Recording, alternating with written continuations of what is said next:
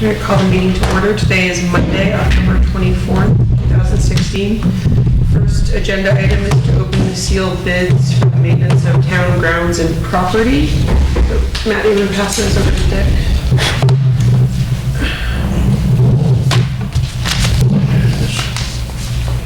This one is from Great Cove.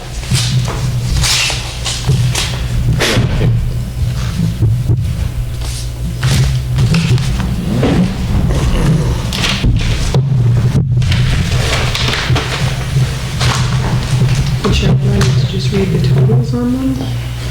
Yes. Maybe that will be ready for it, and I will be waiting as well.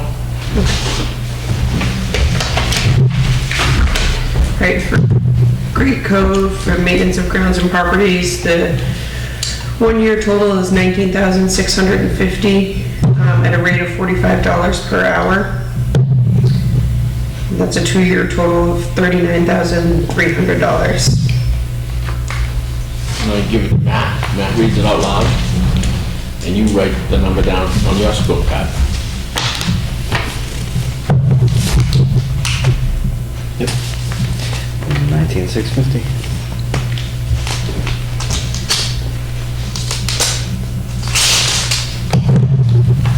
This one is NW lawn maintenance.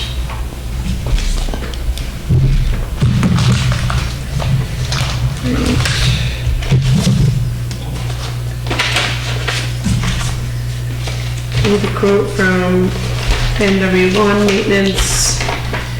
The total bid is $39,450. It's a 2 year bid, and they have not listed out their rate per hour. Is it 2 years, 30 something, and it's divided? 2 years, $39,450. So the 1 year bid would be roughly 20,000. You gotta get that number, you got a calculator. It's 39.4, so it would be 19.7. Down to the pennies, if you got it. For pennies yet? 19,700 would be.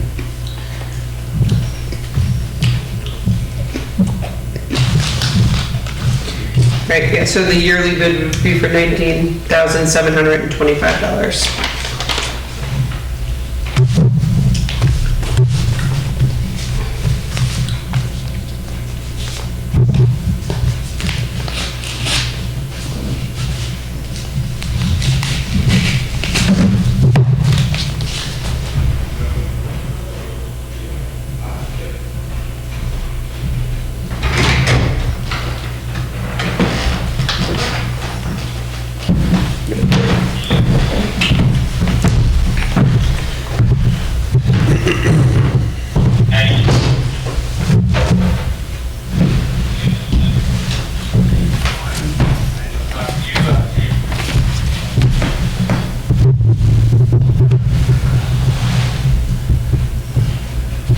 Yeah, it's almost identical.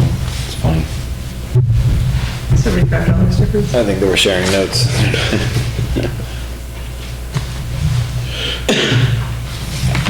Okay, and the last one is from Summerscape.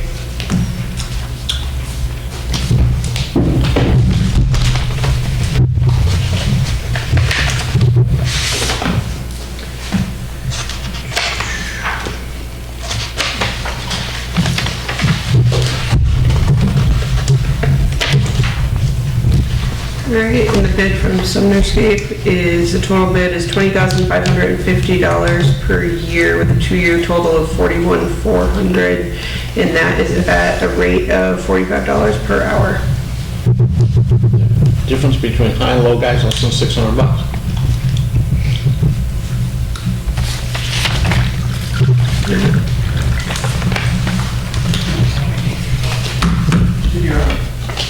Broke my wrist. Wasn't paying attention. I like that. And Great Cove is their current Yes. vendor? All right. They happen to be the low bidder by $75, but I'll make a motion to grant the contract to our existing vendor, Great Cove. Second? All those in favor? Aye. Aye. Should we try to get through some of our board agenda items before? Sure. Aaron, you keep them. You keep them because any one of the bidders can look at anything. There's Just put them in the back. Oh, I thought you were gonna rip them off. Rip them up. All right, if you want, I can, thank you. All right, so item number 1, Selectmen's public meetings for 10, 11, 16. I'll make a motion to approve. Second? All those in favor? Aye. All right, non-public meeting minutes from 10, 11, 16. Make a motion to accept? Who will second it? All those in favor? Aye. Okay.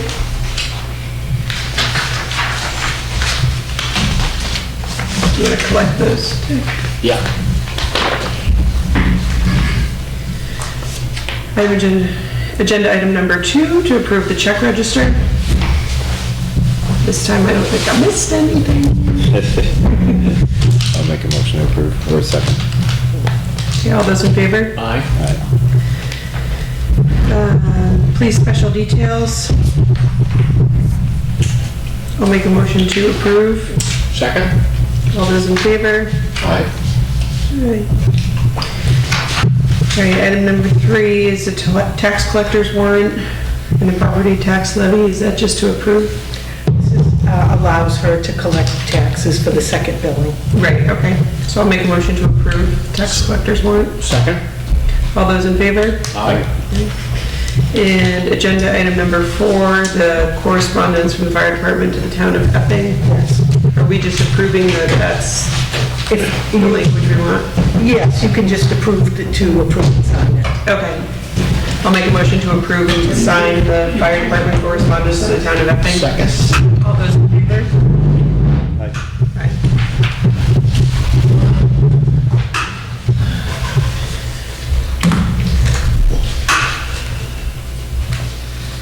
Dick, do you want to collect the Yeah. non-publics? No, we're still looking.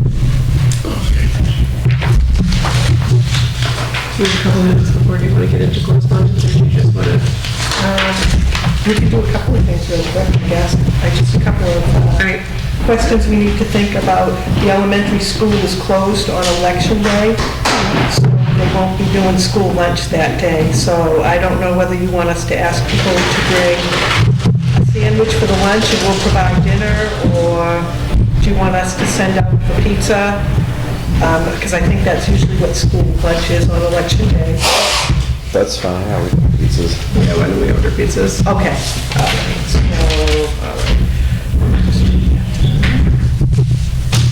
Okay. And the wreaths of remembrance. Every year we have Jerry Tilley from Fremont. She organizes the wreaths of remembrance ceremony, and then they put when people sponsor wreaths from Wreaths Across America, they lay the wreaths between December 12th and 17th, and they remove them shortly after April 15th. She does seek permission of both the trustees of the cemetery and the Board of Selectmen, and Hank Lewandowski granted the cemetery trustees approval on October 18th, so I'm just looking for your approval to go ahead and do those two things again this year. I say go ahead. Okay, so can I have you want a motion to approve? Okay, make a that? motion to Second. approve. This is for remembrance. Okay, All those in favor? Aye. Aye. okay. Let's see. Just wanted to note the new 2016 tax rate is $24.79 per thousand, with the county at $1.06. The cooperatives, the town at $6.29. Cooperative school district is $9.97, and the East Kingston School District is the other $7.47. You got a couple of emails from Cliff Sennett of Rockingham Planning Commission, and also Russ Dean, the town manager. It looks to be like we had a very successful household hazardous waste day, setting a new record over last year's record. So that's a good cause, something that they hold every year in Exeter, and we're very lucky to be able to participate in that. You did receive correspondence and recommendations for legal counsel, and I just wanted to know if you wanted to follow his recommendation to delay settlement and put this on hold until they have a better understanding of clarity from the Supreme Court. Do I have your support on that? Yeah, I say we go with, I'll make a motion that we follow town council's recommendation. Okay. I'll second it. All those in favor?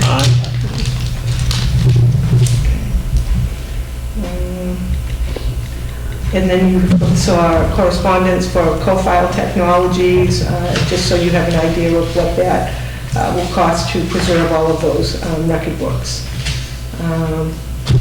And let's see, and then the only other thing is Jerry Muji of the Southeast Land Trust is coming in, and he needs a statement read into the minutes tonight for the town to accept secondary executory interest in the Walker Monahan Farm Conservation Easement.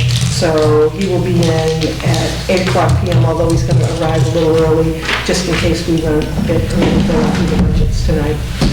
And that's all I have. All right.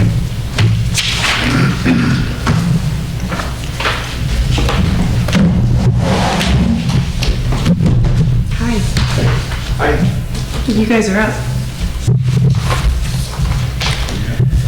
I'm going to ask for about a 2-minute executive session to discuss a legal issue. So I don't have an issue on it that I don't have an answer on, and perhaps you folks do, but I'm not aware of yet. Okay. So do we need to go into non-public? I would say so. Yes. All right, so Super brief, 1 to 2 minutes. we'll hold you to that.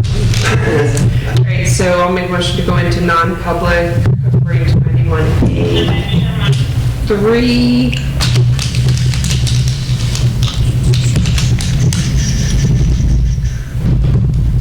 I will remember this at something.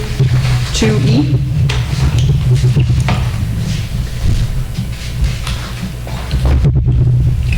But I need a second. Sorry about that. All those in favor? Aye.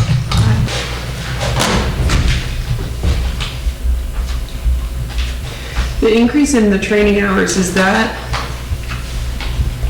a decision you made, or is that a, Yes, some of it is state mandated training, but it is to basically increase the level of training, not only from police standards and training, but also the in-service training that we now provide on a monthly basis, which is 2 hours per month in-house mandatory firearms training, which is 12 hours per year.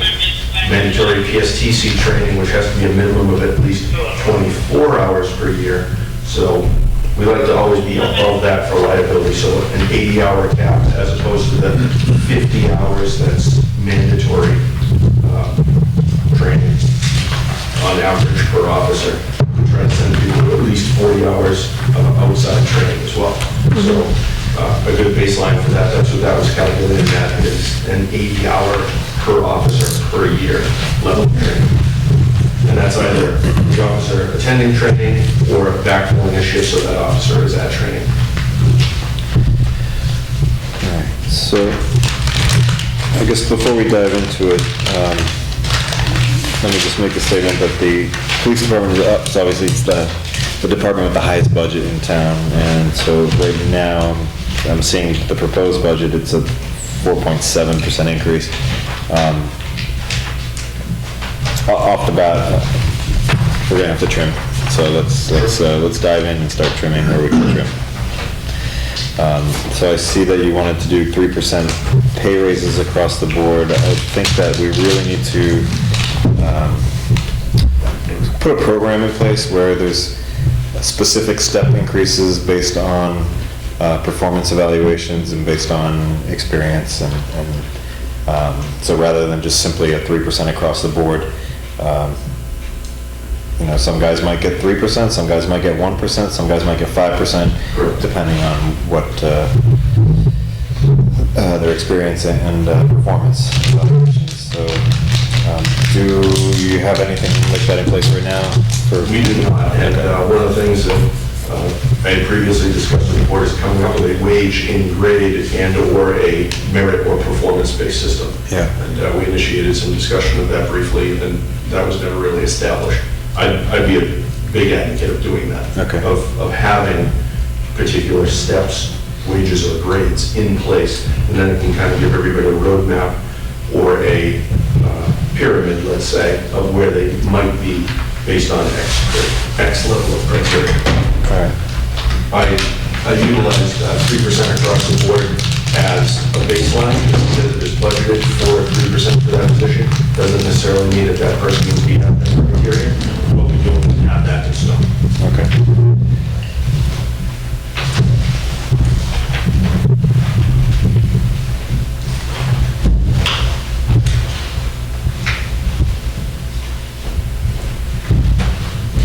Why is the jump in the New Hampshire retirement so massive? The retirement system legislatively changed the contribution rate for the town's portion into, and Cheryl might be able to tell us a little bit more about the history, but it jumped probably 3 or 4 years ago. It jumped, and now it's jumped again, and it's probably to allegedly backfill for shortfalls in the retirement system, and they've been increasing the contribution rate on the town, county, or state level from the employer. When the employee has changed slightly, they've bumped up just the municipality, the state or the county portion this time, and they haven't changed the employee rate this time that I know of. They usually go up every couple of years. These rates will actually be, this is a little bit deceptive, but I don't know how else to do it. This 29.43%, because they work on a fiscal year instead of a calendar year, will actually, we budgeted for that whole amount for the entire year, instead of trying to break it out for each employee. So it's a little overstated, but it's been 2 years since their last increase, so this year, like Tim said, the employer portion has gone up to 29.43%. For police officers, full-time police officers have a much higher rate than, say, teachers or people in jobs like ours, municipal employees, because they don't pay into Social Security. And so their retirement will be based on New Hampshire retirement. In 1977, the legislature made a commitment to pay 35% of the retirement as a contribution to the towns. Obviously, as money got tighter, they walked away from that commitment, and now you've gone from them picking up roughly a third to now we pick up the town, individual towns get back. I got a question, and maybe between Cheryl and Tim, we have a dollar value on each employee, what they cost us an hour, and we also have a figure that we apply for the retirement. Is that based on a 40-hour week? Do you guys know? Or let's say you work 60 hours. Do they take retirement out of the first 40 and then not the last 20? That depends on the hiring date. Some of the newer people do not have it taken out of, for example, their details. Right. They do not have it taken out of that. Yeah. I believe their overtime, it still comes out. Yes. But their outside details, it does not come out at the same rate. Whereas somebody who is a predated, like for example, if I worked a detail, Right. it would come out Okay. toward retirement. Just him and Clayton are the only one that can claim Okay. their detail pay. The reason I'm asking this is because, not tonight, but we're gonna, at some point, we're gonna sit down and figure out, with the hole that he's gonna leave in the schedule, are we better off working the 3 guys overtime, or are we better hiring, better off hiring part-time? And the other factor there is, okay, we give each guy, let's say 15 hours a week overtime, and at the end of February, you're like zombies, you're walking around, you don't know whether you're going left or right. So we got to work this into the equation. I know you don't like to work weekends, and I don't blame you, I wouldn't, but that's what he worked mostly, was weekends. So that's going to be a tough nut to find. but we gotta put a dollar value on it and see whether we're better off. And I don't think you've had much success with part-timers, have you? Well, I've got a few people that are potentially interested, so we're just gonna run the process and get it done. Do they like work, I mean, do they usually, because that was always the problem before, they just didn't want to work Well, it with it. depends on who your part-timers are and what their primary occupation is. You know, some of these folks are shift workers as well, so it's kind of the luck of the draw. We'll have to If cross. you're lucky, you find a right retiree who can work up to 32 hours a week and not affect their retirement, and you've got a level of experience that's much greater than bringing somebody in and training them. Okay, but you are limited as to how many hours the part-timer can work, too. Correct. So we got Correct. a lot of twists and turns in that little, okay.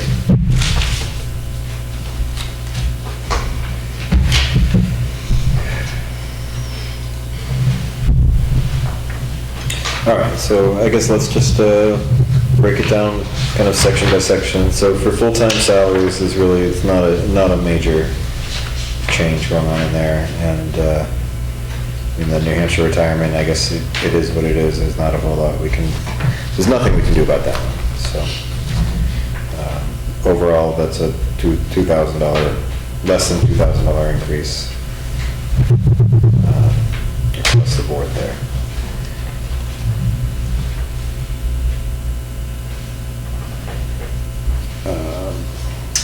For the part-time and training, I mean, I hate to ask to cut back on training, but it's a huge increase. It's almost $8,000. So what can we do to maybe trim that a little bit?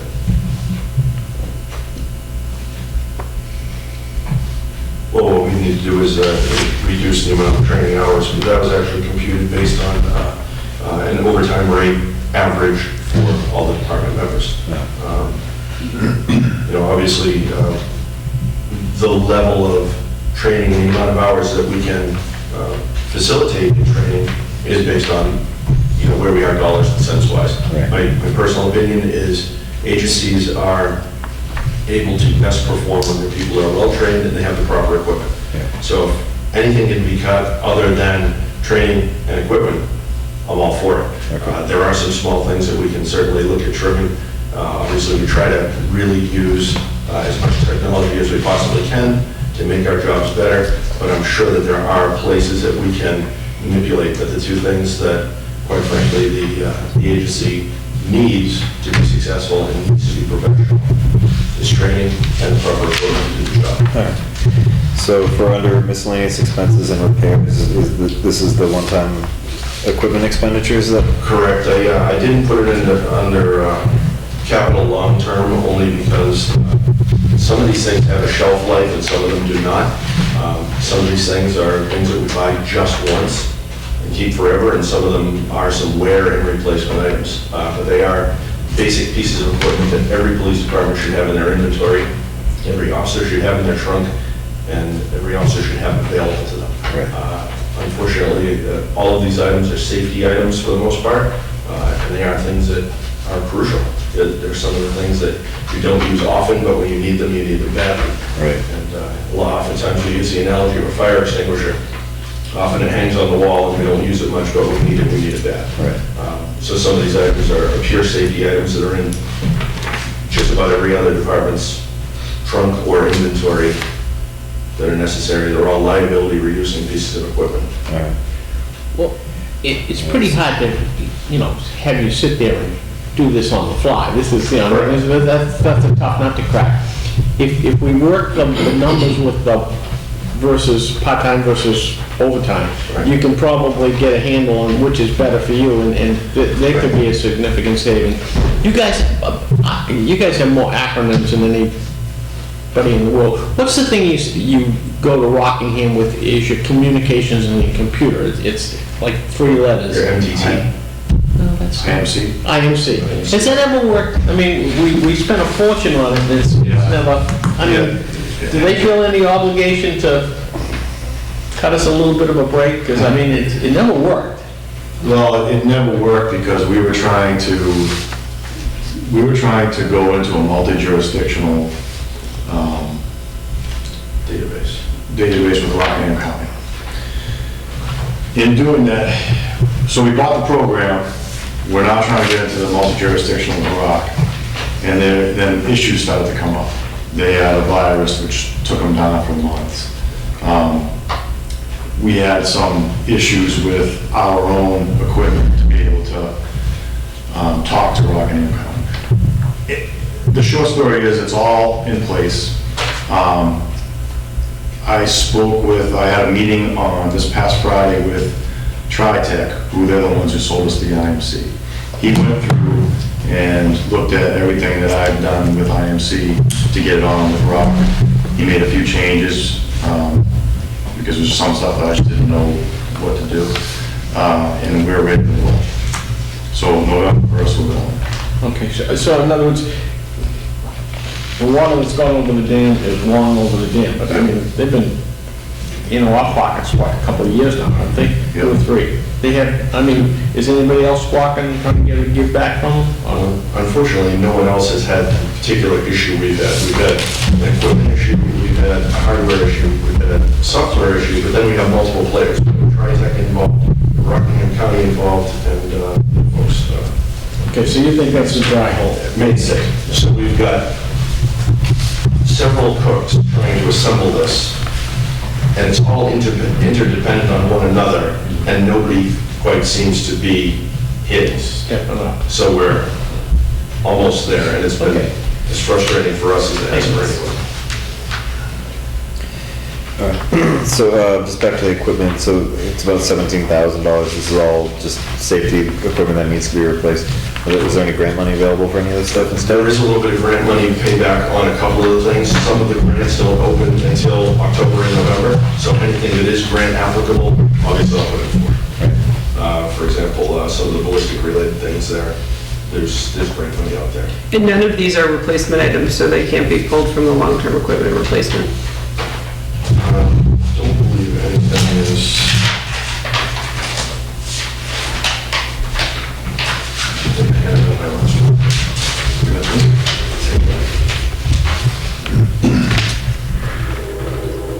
Most of those items do not need to be replenished on a yearly basis, other than some of the medical equipment. It's basically additional things that for us to have in our cruisers for, a quick trauma type situation. Most of the other things do not need to be replaced, at least in the short term. So they are relatively long term. Right, but I'm saying their initial purchases, they're not something, Yes, they are initial purchases. They're not being. These are things that we do not have, that we should have and need to have.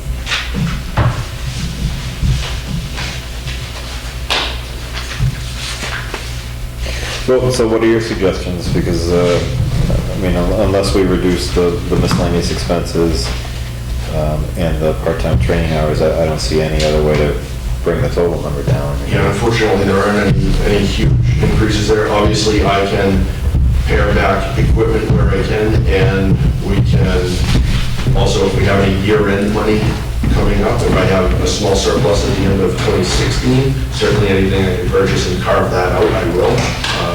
I live by the fact that I try to spend agency and budget money like it's my own money, and I'm pretty frugal, and I shop for deals, and I beg, borrow, and, well, I don't steal, but. All right.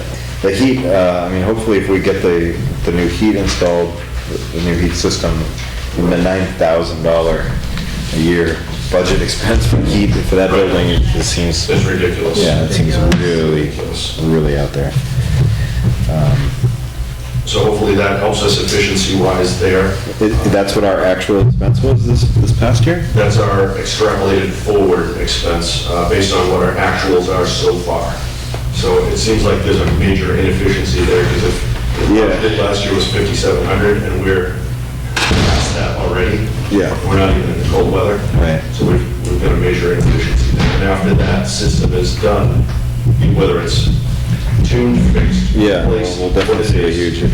we're going to be in a much better condition as far as utilities. Yeah. And maybe Dick can speak to that as well. He's been handling most of that. All right, well, do we want want to table this for now, and maybe you can see what you can do this week and trim where you can trim, come back with another set of recommendations? I think that's the best idea. So I'll make a motion that we table the police department budget until our next meeting. Tim, have you got everything you need to put a dollar figure, I know, to the part-time, full-time, overtime? I can do that, yeah. Okay. I'm gonna put together a schematic. It'll likely be some combination of part-time and full-time help. And, I'll do kind of a 6-month projection, if you will, if that's, I think that's what you're looking for. Yeah. Craig, how many hours can a guy realistically work overtime a week before he gets tapped? Obviously individually, just the younger guys can do more. I wouldn't have an accurate answer for that. I mean, it's all individual. We work 10-hour shifts.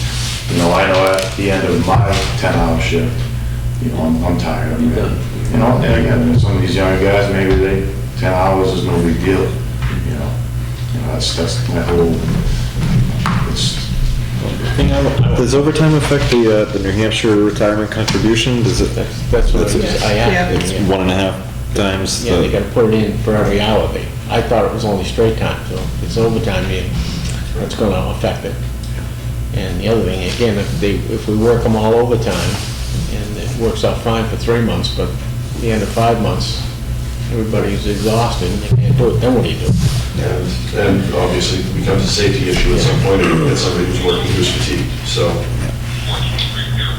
All right, we'll figure that out. Nice going, Garrett.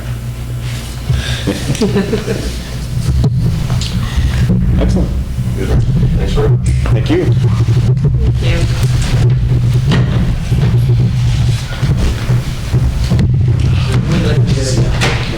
Coming back to the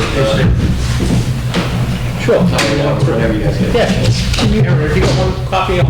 Joe, do you have a copy of, I just have it on my computer. I'll give you one copy, Garrett. Hold on, let me just pull mine out. Garrett's request for leave of absence letter. Oh, sure.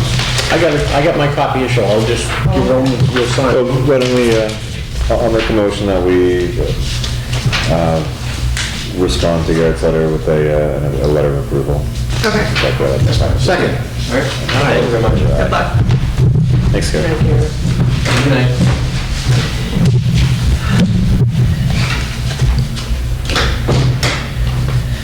Okay. Conservation.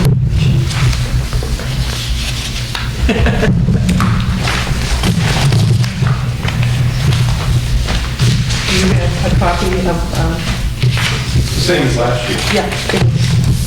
You've heard already for the budget that goes down. Well, the thing is about the treatment for the powwow, that we have $5,000. We were a little disappointed in this year in the way it's being run basically by the powwow council in Kingston. They handle all the applications, they handle all dealing with the company that does the treating. Basically, we just sit back and pay our share. And they're an NGO, are they? They're not, I mean, they're an independent Independent company organization. that does the testing, and apparently they're like the only one around. So- But I mean, the Powwow Council, that's an independent Oh, yeah, organization, yeah, right? yeah. So, in the past, we didn't do any treatment. And then there was the issue about how they were treating and we weren't, but they're upstream, so any of the milfoil and contaminants comes downstream into East Kingston. So we had this big debate about whether is it worthwhile for East Kingston to spend money where all this stuff is coming down until they clean up their end. Is East Kingston going to be benefiting by spending tax dollars on this? And we decided that we would spend some because there were people that live down there that hopefully would benefit by the treatment somewhat. Well, this year in particular, and we have seen some positive results of the treatment in the past few years. This year, for some reason, they did their treatment in the springtime or late spring, 1st of June, I guess it was. Then they do some testing middle of the summer. in August. And the results came back that we had a tremendous amount of growth. Now, whether that was because of the unusual year, I don't know. But it was a little bit depressing to see that we spent a lot of money for treatment and it didn't look like it worked. Yeah. So because of that poor results, the Powell Pond Council is saying that we should budget more money for next year for treating. And we've had a debate about that with members of the Conservation Commission, and we're basically saying, well, if we're spending a bunch of money and if it's not working, why would we want to spend more money on this until we can see good results? And I don't know if it's just this company that's doing different things or not, and I don't know. But anyways, they did another series of another treatment process 2 times a year. The second time was done in September. We haven't got any results back, but they usually do some sampling and quantifying the results. So I remember the first year that they did it, part of it was a physical removal process. They sent a diver with a special suction suction thing. and stuff, they don't do that anymore. They don't do it at all anymore. Yeah. They felt as though, I think they feel as though during that suction process, pieces break off, and that's seed for more growth. So I think Picking dandelions in a field. yeah, I mean, what I think, and I think what the other commission members is this: we'll keep the same budget the way it is.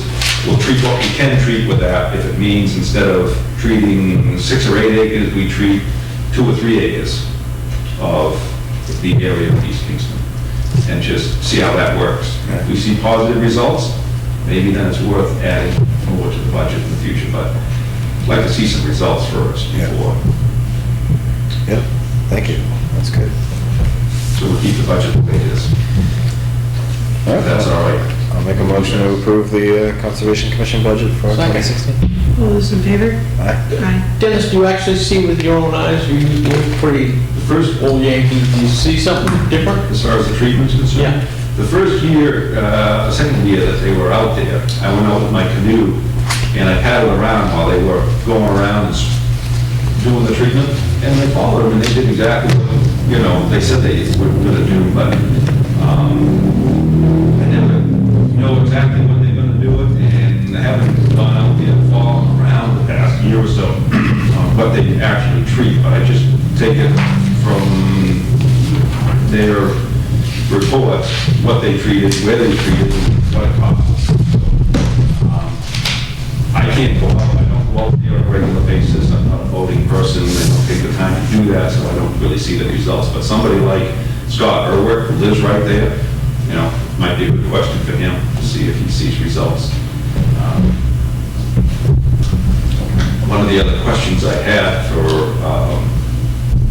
the board here is that we did put together a request for request to bid for design work, engineering design work for that bank that's eroding down there. And I sent a draft to the board to look at a while ago. Very bad. I don't know if it's worth looking at, or is it something you guys looked at and are Well, okay the with? erosion down there was pretty significant. I think we were waiting for your recommendation, as an engineer, you think it's worthwhile? Well, right, but what I did do was I put out a request for proposal for an engineering company to do a design on it. And the Conservation Commission was going to take a look at the proposals that came in and see what it costs. Is it going to cost $1,000? Is it going to cost $5,000? And if that's a way of getting started into this design process, maybe this is something that Conservation could do with some of our funds, that we could use that to obtain a design company to come up with a design for stabilizing the bank. Once we have the design done, then we can look at what it's going to cost, and then be able to put together maybe a warrant article or something like that to fix it. But for right now, we need to know what's going to be done and get it permitted to what's going to be done to stabilize that bank. I can email you some pictures too if you need. But I did put I think we did get the pictures. I did a draft request for proposal for an engineering company, and I did send that, and I thought you guys had that a while ago. And I know, we looked at it. but I didn't hear back. I didn't Okay, know so if it was all right, or if it was something you wanted to change, or you want to send it out to town council to review before we send it out to some companies, that's all. I think the confusion is we didn't know whether the ball was in your court or the ball was in ours. I just thought it would be good for you guys to review it first before I send it out, so. Should we make a motion to, have Dennis proceed with the work to send it out? We're just gonna get a price, we're not out Get of an there. RFP, absolutely. We don't need to make a motion, you can do that. so. Okay, so do that and get a, Yeah, I mean, I believe it says what we're asking to do, which is having some company come up with a design for an estimated cost, for them to come up with a design and go through the permitting process. yep. it's fast, it's gotta be 30 feet from the water, you see, in the erosion. I mean, it's pretty significant down there, and it's no. Not getting better every Yeah. year. Well, the ground is hard and flat, and the water just scoots off, and so. While we've got you here, I have a question that I need to ask in non-public. Just, sorry, just 2 minutes out, I'm not here. 91A3. Yeah, sheet. You have the non-public sheet? 91A3. No, wait, can I ask you a couple questions? Did you pull this last year? Yeah. I've got it in my book, I was gonna bring it over to you the weekend, but I didn't want to interrupt. An article on the slab pre-installation is pretty unique. Would you like to see it? I'll bring it to your office tomorrow. You can read it. I mean, you'd be interested. Yeah, I'll give you a call, I'll in and out in the morning, so give you a call. I'll bring it over. Oh, did we take a vote? So do you want to take a vote to approve Dennis to send out this? Yes, RFQ? let's do that first. So I make a motion to approve the Conservation Commission to send out, Power Press River Beach, proposals. the beach, Power. yep. Okay. Second? All those in favor? Yeah, I don't think we need to motion it, he's got authority to be able to do that. All right, so did we make a motion to, did we move on from the budget? Yes. Yes, okay.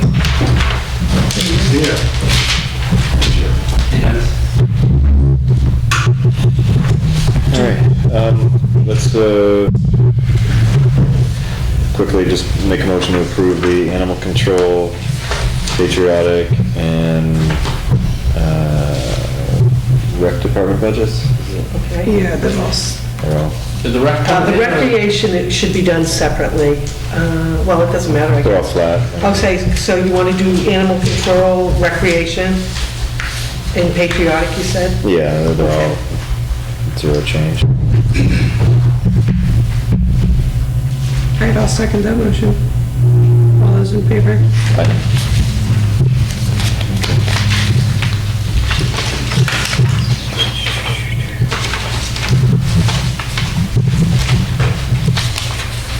If you want to take Jeremy first, and we can move that along and then look at the selectmen's budgets after that. Sure. Do it that way.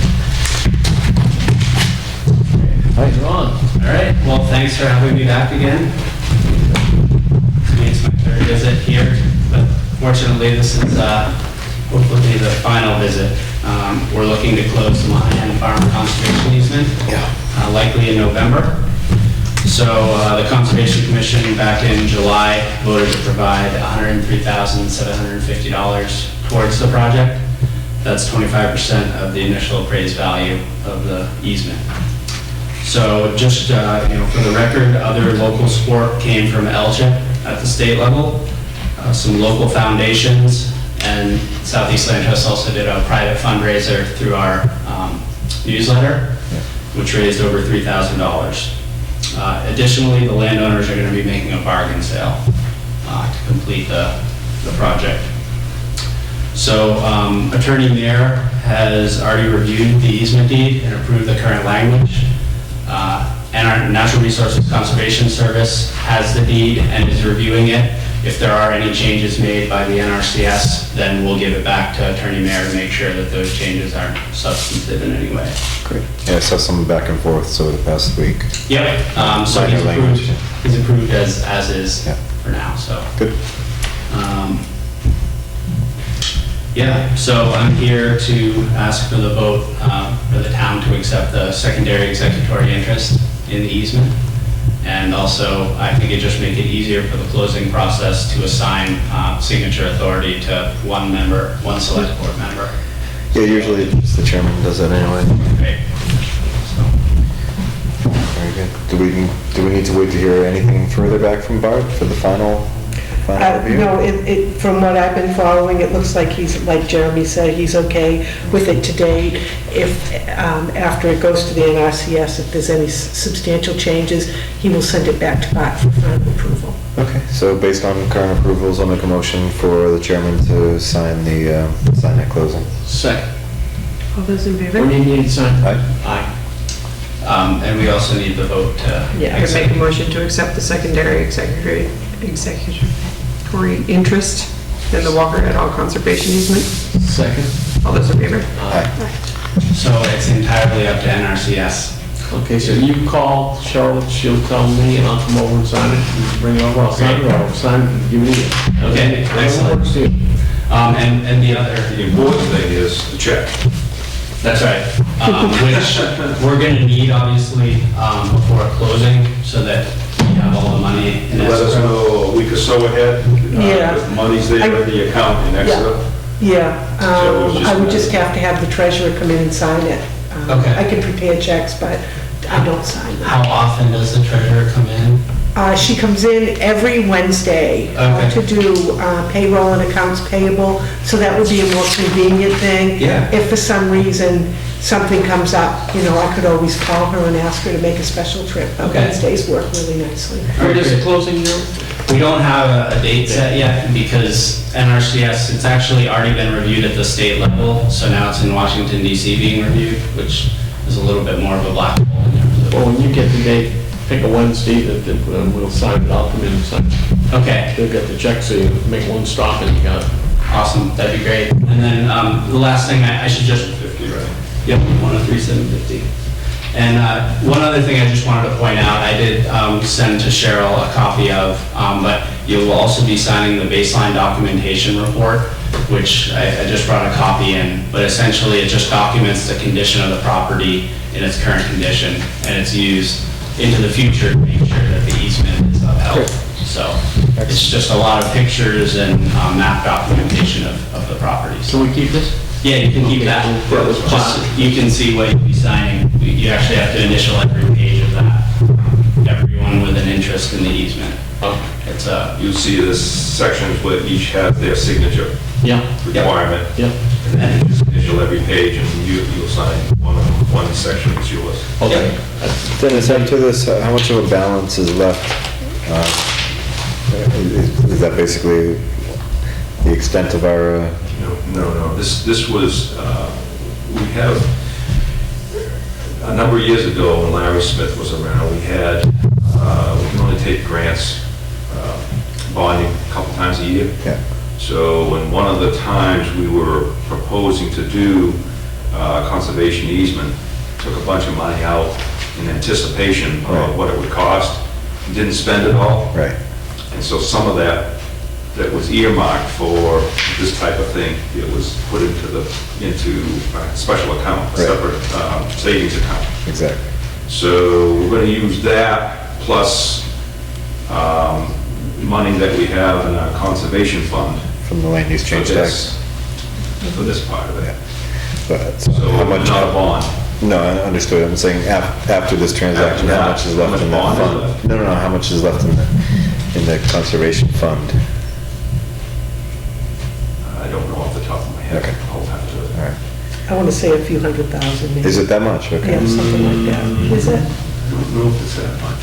Okay, I'm just guessing. I thought it was a couple $100,000. I know And for the bond itself, has that been maxed out, or is there's still room left on it? 200 and There some. was a question, what was the bonding ability of the town? Total bonds, police station, fire, libraries.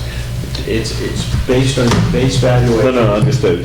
When we voted in 2003, was it 2004? 4 million, and there's 200 and some odd thousand left Okay, that we can use toward this. Very good. Great. So we're not going after that now Right. because we've got this left over, we're gonna just make up the difference and, terrific. You've about plucked off all the big ones, haven't you? Yeah. I don't know, there's a few Good sized ones still left? that we would like to see people come forward. I mean, there are some people that have a few acres of land. It'd be nice to have them step forward, which can happen. Yeah. And so we'll be knocking on his door.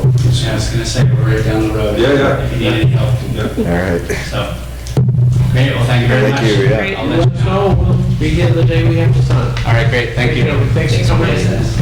Thank you, Jeremy, nice to see you. Yeah, nice to meet you. No problem. All right. Yes. Anything else? I'll wait for your phone call. Very good. Thank you very much. Thank you very Thank you. much. Good night. Hope you don't have to stay too late tonight. Thanks, Amy. All right. Selectmen's budget? Yep. Okay. So these are broken up into separate budgets, as you probably know. Half of our payroll, half of our expenses, at least in that way, come from financial administration, and half comes from the selectman's office. I added 3% raises for myself, for Debbie, and for the custodian, which his gets split up throughout the different buildings. So part of his will be reflected per building or per department, if there is a department associated with a building. I dropped engineering fees this year because we pay, a good part of that would be Dennis's services in the road agent's budget. But we still need to leave a little in case there's something odd that comes up. Recording fees remain the same. Equipment rental, I go based on actuals, went down $200. Printing and publishing, I added to that this year because we had a lot more ballots, so we had to up that just a little bit. Workshops and training was flatlined. Our telephone went down, but the town clerk's went up. I don't understand where she came up with that. There actually should have been a savings. Okay. I don't know if she's looking at the overall bill per month, but we share in payment of that phone system. Right. So I'm confused why Okay. she went up in that. Let's see. The general custodial supplies, we went up a bit just because right now I'm pretty much diminished everything through the end of the year, so I may go over a little on that line item for this year. I guess we had a few things that we needed. We try to buy paper in bulk and buy it when it's on sale. We do our best to keep those down. Postage, I was able to go down a couple hundred to make up for that. Employee expenses, I went up a little bit on that. Again, for a need for that, it was $100. Miscellaneous expenses, I added $300 to that this year because we send flowers to, when people pass away, longtime residents. Recently, we lost Curtis Jake, so I added a little bit money to accommodate that. So therefore, I didn't know, when did he pass? I didn't know that. yes, Curtis Jake's, actually Dick came in, I read it in the Union Leader. When was that? Oh, 2 months ago? Was it really? A month ago. Yeah. Month ago. But, just for your FYI, with some flowers, what do you guess costs a flower? $80. 100. Yeah. I mean, that's Yeah. the new reality, you know? Right, so, anyway, let me just take a look at this. So, in total, there's an increase of $1,531. Just on that same topic, maybe this year we can either have a memorial page or dedicate the town report to him. I mean, he's really just a staple, you know, or he was. Well, I think we ought to, if we're gonna do that, you need to consider that other people have passed away this year Yeah. who were former selectmen as well, so we might have to, I mean, certainly, I Who else did we lose this? thought the world of Curtis Jakes. Who was the former selectman? John Moreau's grandfather, Ernie Moreau. Oh, Oh, I didn't know that. He just passed away, and he was a Oh my former gosh. selectman as well. So they, when you go to dedicate the town report, like last year, Yeah. sometimes there's a lot of people. what does the town report cost us? I mean, how many will we print? We've cut it down, we used to get 1,000, we've actually cut it down to, I think, 300, and we still have some left over. So we've actually saved quite a bit on the town report. I think you will find that, I'm trying to see where we would put that. Maybe we can just add a couple of pages for remembering the notable passings or something like Well, that. we have, usually, we have done dedications and Yeah, yeah. in memoriams in the past. That would The be, problem is you omit somebody and you know, Well, yeah. through no fault of your own, you omit somebody and then, you know. well, that's what I'm you look afraid of, like I Hall said, you know, right. but I mean, all wonderful. Was it any sentiment I showed you to the book what Kensington had? Now, not touching the content, but I think it's just a much easier read document. I think, you know, they did it was, I think they make 200 and they get, bingo. That, I mean, Yeah. that's a nut, and you can read the fonts. The one we had, you can't read them. Well, one of the reasons why we still have the one that we have is because Vito Kaczynskis got up and said, I've got, you know, 3 that are all exactly the same size on my bookshelf, and I want another one that's the same size. And Well, I mean, Whatever. and that does follow, we have to have storage for all of these Yeah, reports, yeah. so, But that's a nice looking piece of work. I mean, Yeah, you're most not of the times changing the they're going- content at all, you're just making it a little bigger. yeah, most of the towns are going with the 8.5 by 11s. and Yeah. It doesn't matter to me, but I suppose we could, maybe we can put a little poll out there on East Kingston Facebook page or something like that. Have we heard from our town hall committee? Have they met again? I don't know. I talked to Bob on Saturday night, and, I mean, I think that they're planning on having surveys prepared for election day. So I think they've actually been spending quite a bit of time on it, from what I understand. Anyway, so back to the selectmen's office budget, $1,500 increase. It's just about 1%. I'll make a motion to approve. Before I vote on that, I just have a question about the 3% salary increases. Yeah. Is that just standard every year? I mean, we just kind of raised a flag with Tim's, that why should he have, you know, a blanket 3% increase? I know typically we haven't done performance reviews and stuff. We've talked a lot about implementing that kind of stuff.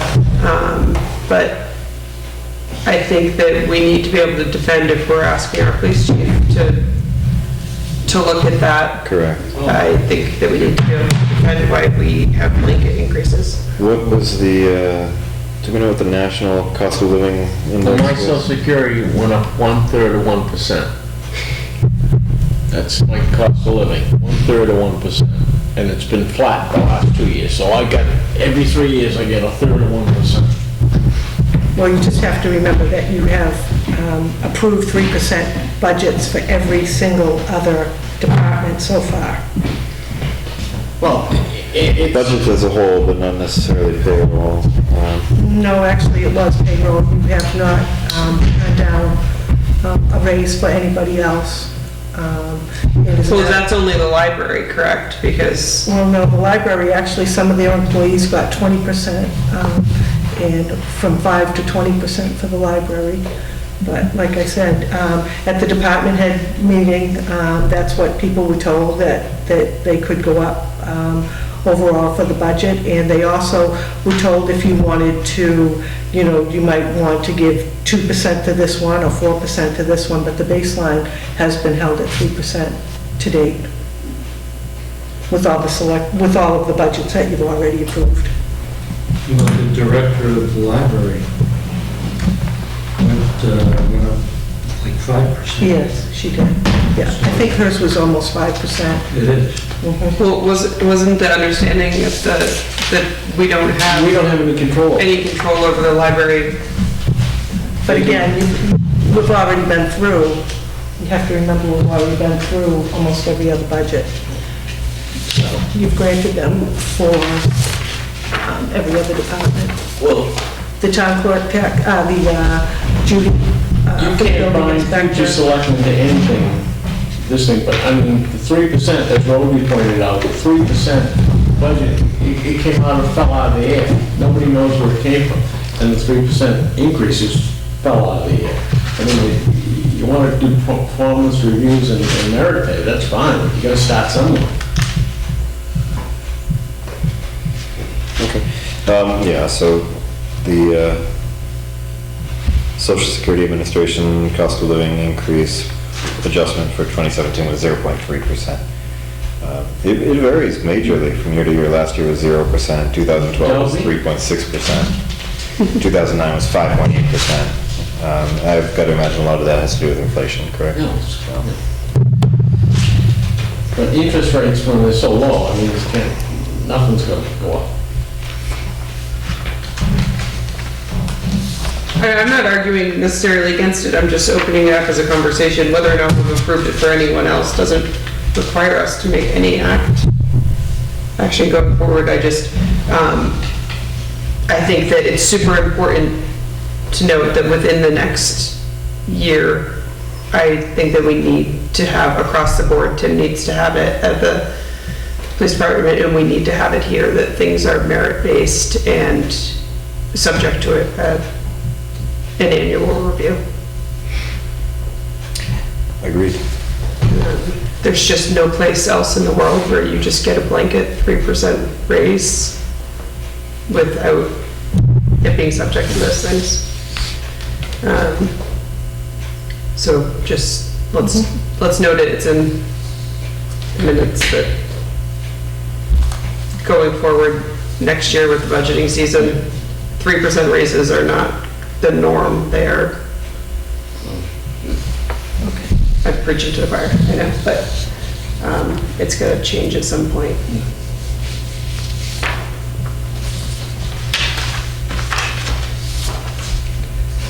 What else do we got?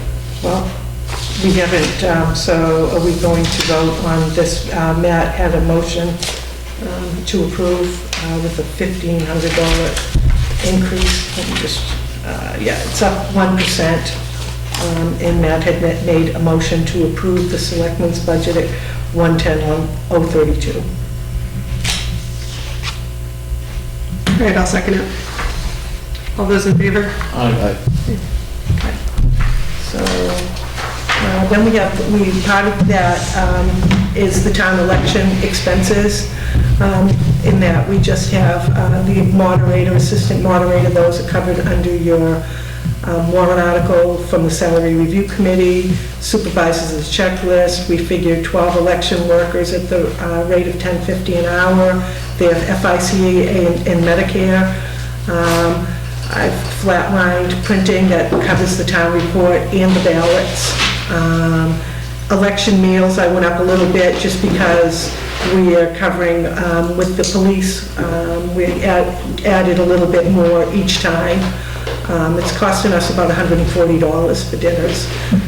And then we just kept the setup for the election as the same. Michelle, I'm seeing the bottom line on this. It's $2,000 difference. Yeah, $1,500 increase, but I don't see where that's coming from. So glad you just said that, because I'm like, Well, it's because you add the selectman's office budget Good night. gets added. Good night, Al. The selectmen's budget, you can see that this 4130. oh, so we shouldn't have follows into approved it. them separately then, right? If you want, you can do, yeah, so between the selectmen's budget and your town election budget, it would be, the total would be 121. Okay, so these go together. Yeah. So we've already made the motion to approve that, so Yeah. it's just part of the same. All right, so I'll amend the motion to include Selectmen's office, Okay. and town election expenses. I second that. All those in favor? Aye. Okay. And then, Can I just be, while we're still on the elections, we've got a plan for who's gonna be where and what time, so we don't, I can be there anytime. My kids don't have school, so they will be there with me. I will do the first part, if that's okay. I don't mind doing I don't mind doing the lion's share of it because my daughter needs to be there to sell something that they're selling anyway, and we'll just be around. Can I make a suggestion? I mean, they're not gonna be there to cook lunch, which is, he does a dynamite job. But I mean, there's really nothing more horrible than Kingston Plaza pizza. I'll say, pizza just, can we get a little better meal? I mean, the dinners they're just okay. I mean, the sub sandwiches, I mean, no one's expecting a gourmet meal, but if you get 2 meals that are just blah in a row, is there some place we can get a little better, eat good coals or something? I mean, these people, I mean, it's a long day. The least you can do is feed them. I have no disparaging remarks against Kingston Pizza, but I know what you mean, take out food twice in a day, for sure. You want to do, Kingston Pizza stuff for lunch, and then for dinner we can get like a goodie Coles. I know that they do kind of like catering, you can just get like a tub of everything and people can just go pick. I mean, just make it so, it's just not blah. I mean, it's, That might be easy, and then you don't have to take specific orders, people can just get, like a buffet, basically. if you have the numbers Yeah. of people, you can just say feed enough to 15 feed people. 15 I people. think good cold gives you maybe 5 different entrees. You got Yeah, they'll have like, brisket, pulled pork, and chicken, salad. all that stuff, and nobody has to go to good cold. That 401 in Northampton was pretty good care. We had that catered for our moms, and that was delicious. I know, but that's pain to go get. yeah, and that's what I mean, we have to consider, like, first of all, money. Second of all, we have to consider, who's gonna go get this stuff, I mean, we I don't, think they'll deliver. you think Goodie Goodie Coles. Coles Yeah. will deliver? Yeah, we'll deliver it. So you wanna do Kingston Pizza for lunch and Goodie Coles for dinner? I guess, I don't know. Yeah, Somebody- or, we can give the people, have a menu there in the morning, and look it over, and, everything's helter-skelter. I'll go get it. Well, maybe we can also ask the school board if they'd be willing to have the cafeteria serve lunch. No, They're not in school that day. No, but maybe, Oh, as a special favor? yeah. I think Brad it's Ross tough would probably to- just as soon stay home. Right. Yeah, I mean, he's got kids that won't be in school. Right, okay.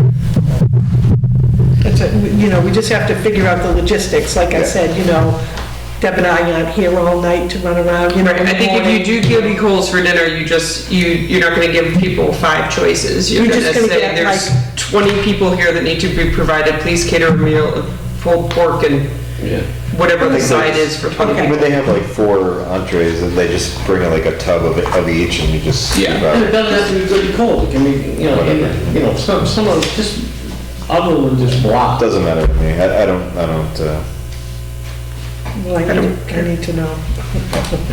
Yeah, well, now, how about the Kensington Littlebrook Cafe? They did, I eat lunch over there, that's pretty good. But again, Right, are you gonna order we have to separate? remember, because what we do, like I said, the logistics is we go down, Deb picks up donuts and coffee, she brings them down, then she takes orders for dinner, usually it's school lunch, and then she calls them in and then they deliver. So, how are we gonna do this? Because her and I aren't gonna be here, Right. Yeah, I mean, again, we can either, let's pick a place now. If it's gonna be delivery, then it can be Goodie Coles, it can be Chinese, I mean, whatever, they'll deliver too, I think, right? They will, but I think that just gets too complex on all the different things people might want or might not Right, that's what I mean, we don't want to get into taking dinner orders, lunch Right. orders, So Goodie Coles might be the easiest. I would do Goodie Coles for dinner and Okay. just base it on the number of people and don't make it person specific. And just Right. order catering meals And- that can cover. I can go pick it up, it's not a big deal.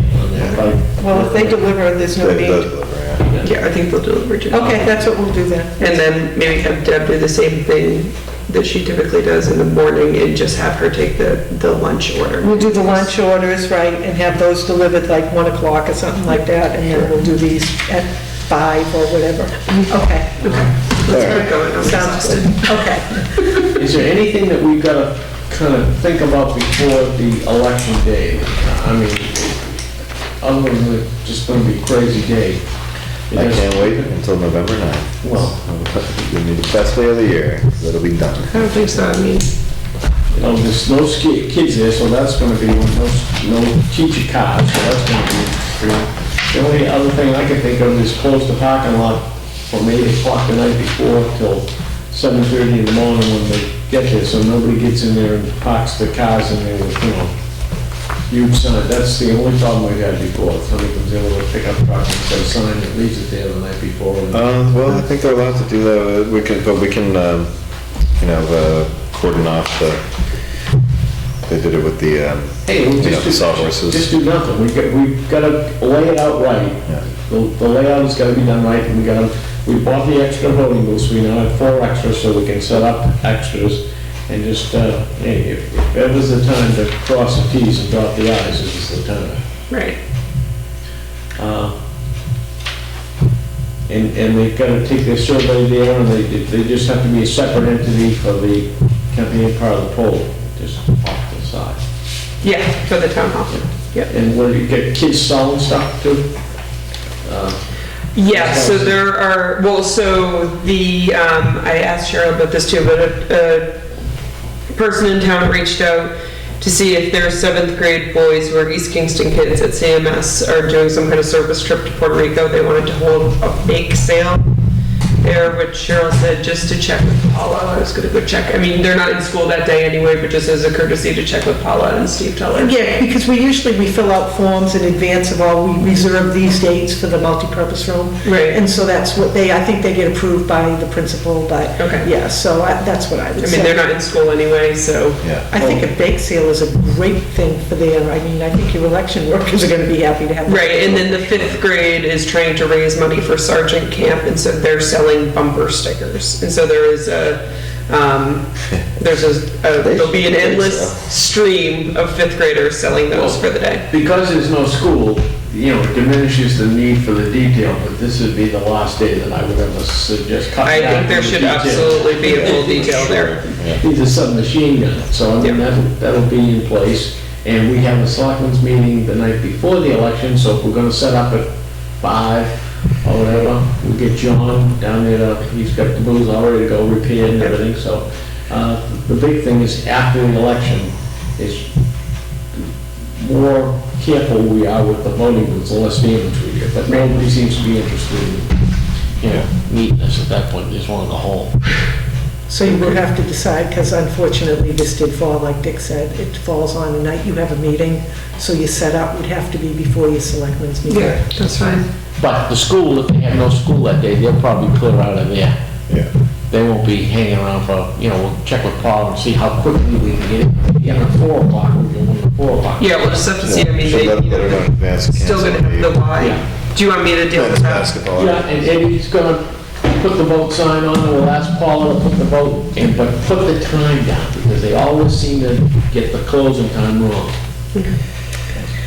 All right. Okay, so now, non-town elections, we're going from 13,284.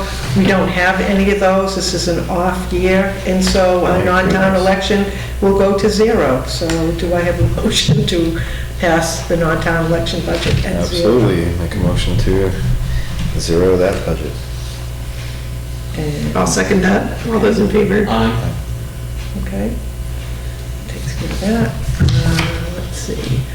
Financial administration covers the other half of the pay, like I said. It covers our audit, treasurer expenses, and IT expenses. Other than salary increases, your audit contract service went up $150 from last year. Didn't go up at all the year before, so they've been very good about that. The treasurer asked for another couple $100 because she would like to attend, she's fairly new on the job, so she would like to attend some training sessions or, seminars. And so she asked me to add a couple $100 under miscellaneous expense for that. Info systems, processing services, direct deposit fees, it costs us $1.75 for every direct deposit check that we do. So we had to go up $1,000 there. Capital purchases, again, that was based on, let's see. Yeah, that was based on, again, these are direct quotes from, I met with Frank of Mainstay, and so these were the numbers he gave me. In non-capital purchases, those are like the software, town clerk, tax collector software for Avatar. So there's an increase there of a few $1,000s, Yeah. so. Do we know what the, for the non-capital purchases, I mean, if it's a $2,000 increase, do we know exactly what that is? Well, like I said, it's Avatar. It's for tax collector software and town clerk software. I don't know, for some reason, they haven't been in her particular budgets. It's probably where they belong, but we seem to just put them all under the info systems, computer software and maintenance. Okay. So that they're included there. Great. Make a motion to approve the financial administration budget. Second. All those in favor? Aye. Aye. Okay. So, then we have contract services. Assessing contract service is up $1,000 from last year. That we've signed a 5-year contract with Avatar. Each year they do a portion of the town for statistical updates. This is one of those years, so they're up $1,000. Legal services I kept at $40,000. We did save money, if you look down under the liability and property insurance, since we went to Primex. We went from $34,000, and these numbers all came in this week, which worked out. $33,015, we're down almost $1,000 there.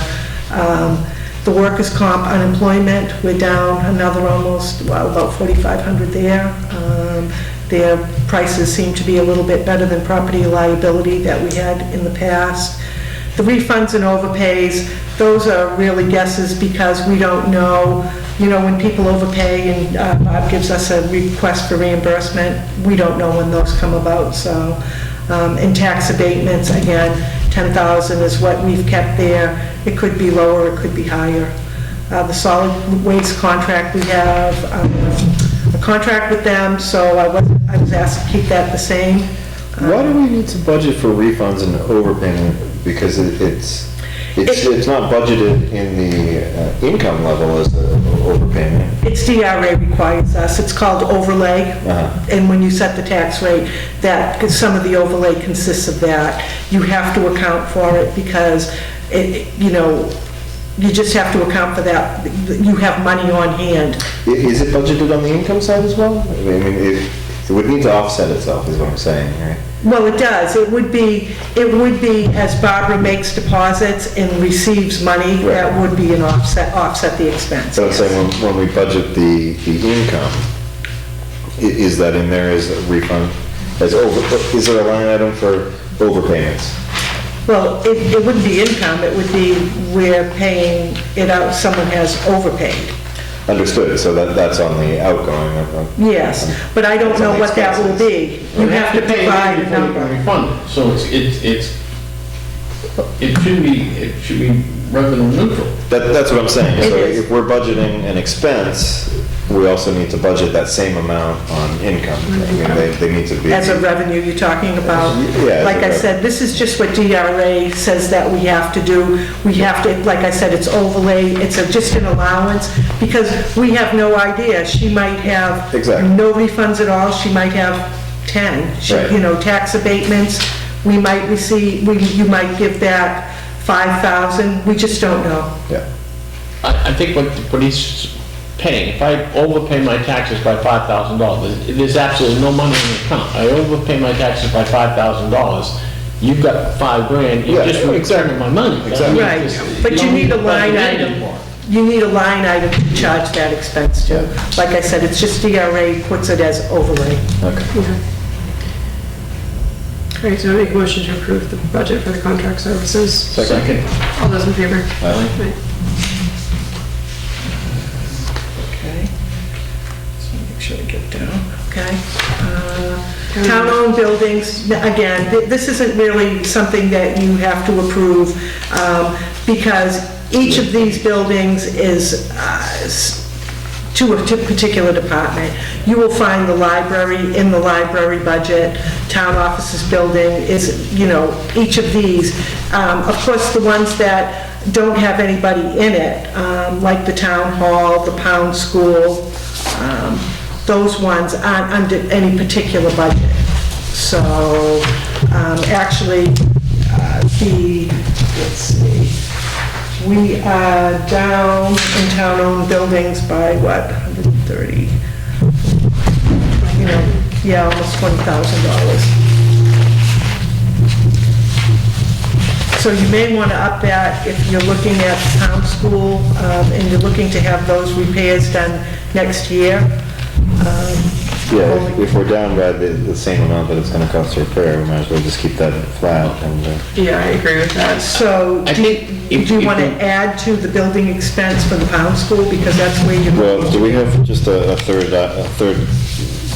a non-building specific, You've almost got 20 grand or 30 grand in there now unspent okay. In what, in the unspent? buildings. You've got, Right, that's what we're saying. I know, but you have to remember, You have to put it somewhere. and these aren't just, you have to remember that we still have electricity, heating bills, mowing, all of these things come out. A whole bunch of the items in here, like legal, you've underspent your legal by an astronomical amount. Same pair of pants, different pockets, you can, move it around. But you're supposed to budget for where the expense is. I understand that, but if you have to move it around, you have to move around. You don't have to keep each line by law exactly. You have a little flow between. I don't care. Right, but if we're adding in Right. this It seems to me the town school becomes a non-item because depending on what they do with the town hall, if the town hall is out of play, there doesn't seem to be a great deal of sentiment for spending 20 grand on the pound school. I mean, if the East King Elementary School will handle handicap needs, this place is not bad. That's a pretty good sized bathroom. Well, and actually, a lot of this decrease is because there's nothing plugged in for the police station for 2017 for heat, electricity, and repair. That's right. And these only go in when these budgets are finalized and get plugged in. I'm just saying you might want to Right, that's why you consider. said we didn't need to vote on this, because it's just kind of... Right. worksheet. It's just an information sheet, like I said, it's connected. You've already done the animal control, health and welfare, It's just a debt service. and then you've got the patriotic, you already okayed. The debt service really isn't something that, that's just to let you know that as we pay down on the bonds, your interest payments decrease. So you're down from 383,862 to 368,040. Excellent. And that's all.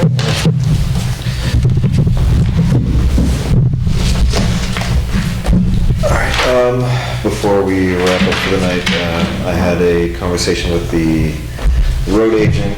We discussed plowing. We discussed the towns. Do you want to, Go on. No, this is fine. This is okay. We discussed the town's use of the six-wheel truck. Essentially, it's an important piece of equipment. Every year we seem to have a difficult time, well, not every year, the past couple of years we've had a difficult time finding people with six-wheel trucks or larger. It's an expensive outlay, and it's his recommendation that we start considering as a town investing in one as a town. So I know that other towns, the town of Kingston, used their highway block grant money to purchase their equipment like that. So it is something that, I don't know if we want to do it for this year or if it's just something we want to start looking at for next year, but the six-wheel truck that he invested in last year, he said he's having a hard time with it. It's old and it's not super reliable. So that's something we should all just think about, and maybe we should have a meeting with him to kind of discuss options and look into different scenarios. But recommends that if there's gonna be a piece of equipment that the town gets, that would be the first. At some point, Bob Rossi, you know, I think Bob may be a little bit older than I am, he's gonna say, I don't need to do this anymore. And, you know, we use his backhoe all the time, and we rent the backhoe in Bob. So, I mean, we might look at some point, we have to get some equipment. That, you know, all these years we've dodged the bullet, so it might be a reality. Well, I mean, a backhoe, that's the type of equipment you can definitely lease something like that. We can look at what our actual expense is versus leasing it. Either way, we have to have an operator, and is that operator going to be a town employee? Is it going to be a subcontractor of the, Works out phenomenal, the way we've got it. It works out fantastic. We get the operator in the machine, he got a reasonable rate, he lives right in town. That's not going to be duplicated, I don't think so. yeah, exactly. So, but this is, I think we definitely need to set aside probably an hour to sit down with the road agent and hear everything he's got to say, and then we'll have some follow-up to do. But I mean, his budget is what it is for the year. We've already approved that, so it's not going to happen for 2017, but for 2018, we've got a year to get all of our ducks in a row for that. So. Okay, I've got two items. We can do them non-public, but I don't care. Do whatever you want to do. Just two quick ones. This heat at the police station is getting troublesome. Yes, did I mean, he not get back in touch with you? He did get back. His girl called Okay. and said he had all the, just get one more for you. You know, this guy's not going to break our heart in 2 or 3 weeks, and at this point, I don't know what you're doing. Right. You know, you look at, I can't figure out whether. So what did she say?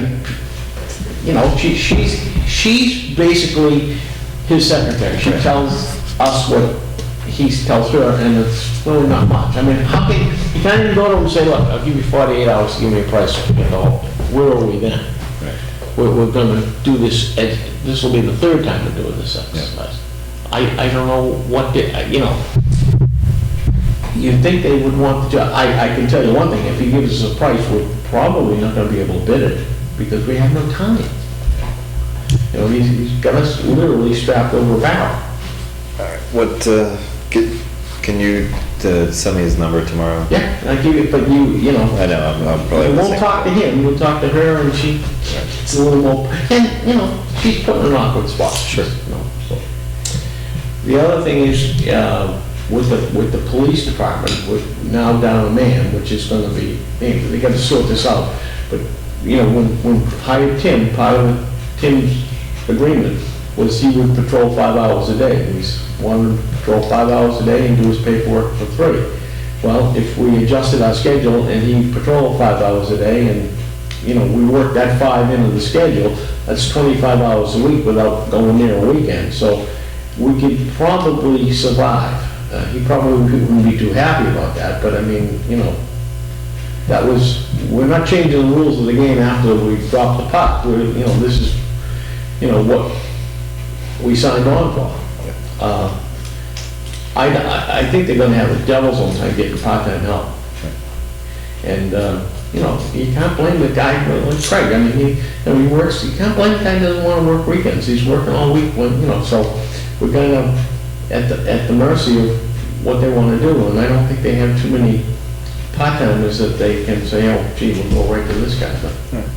Yeah, well, that's definitely a discussion we can have with him at the next meeting and see what other ideas he's got. I'm assuming he's gonna put a resume out pretty quickly to get, you know, applicants in. I don't even think we have a policy or a procedure for how that's done, because we, you know, but I would make a suggestion, the resumes come here, Cheryl, open them up, timestamp them, make a copy, send them off to Tim.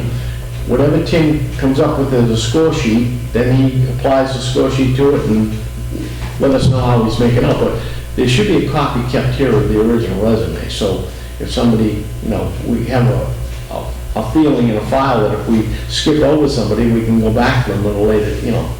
I think for police department personnel, other than the chief itself, we've never had anything to do with the initial hiring process. He comes to us with a recommendation, or every chief in the past has come to us only with a recommendation. And the only one I ever was Garrett, in my experience, and he was hired before we sent him to the academy. We paid, it offset some of the expenses going on the academy. But I mean, we do in the past, we've done the final interview after the Who's the most recent hire, Cheryl? Alvin and Up Garrett? the police? Ventura. Rodelakis? Gotta be. Rodelakis. Yeah, For he's- full-time, yeah. Yeah, But for the full-time. part-time guys, I think it was Ventura. might have been, Yeah, Ventura, all we have now is Ventura and the in, kid that lived on South Road. He was a carpenter. It was a nice kid. Chase Nisbet? Jez Nisbet, but he's not on. Right, I know, but that was the last full-time one is Chuck, and I think he's probably, been one of us 4 or 5 years? I think so. So, I mean, it's been a while since they've done it, but the resumes, I think, probably, like the bid, send them here, make copies, and send them down, and whatever you use for a score sheet, at least put the score sheet with the resume. Again, that's all discussions, we can fine tune that stuff with Yeah. him. So maybe when he comes in for our next meeting, we've got budget review with him, and we'll just carve aside another 20 minutes to go over some of the personnel stuff too. Sounds like a plan. But you're the liaison, so I mean, you can definitely chat with him in the next week. I mean, it's gonna put a little strain on all of us for a while. Yeah. If we could just, we said that we would address my request about vacation time. Yes, we did, didn't So we? if you want to go into non-public to do that real quick. Sure.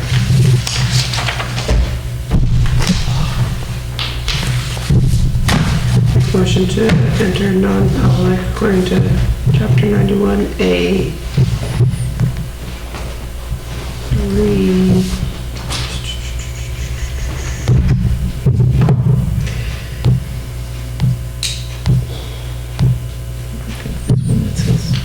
Did you sign all this stuff already? I think I did. Oh, you did? I think. 2A. Okay. Can I have a second for that?